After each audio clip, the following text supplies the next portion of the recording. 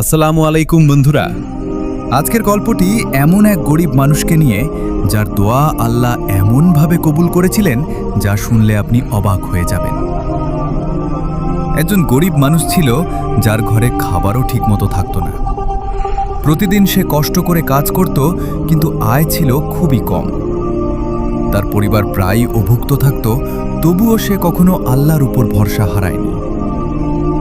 প্রতিদিন রাতে সে আকাশের দিকে তাকিয়ে দোয়া করত, হে আল্লাহ, তুমি আমার অবস্থা জানো, তুমি আমাকে সাহায্য করো।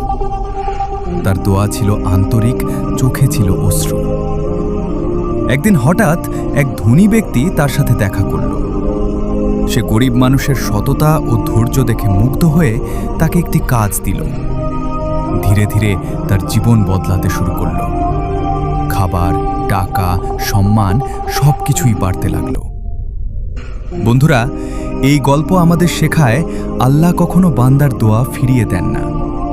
সঠিক সময়ে সঠিকভাবে তিনি তা কবুল করেন। আপনি যদি আল্লাহর উপর ভরসা রাখেন, তাহলে একদিন আপনার জীবনও বদলে যাবে। সাবস্ক্রাইব করুন হাসান স্টোরিজে এমন আরও গল্পের জন্য।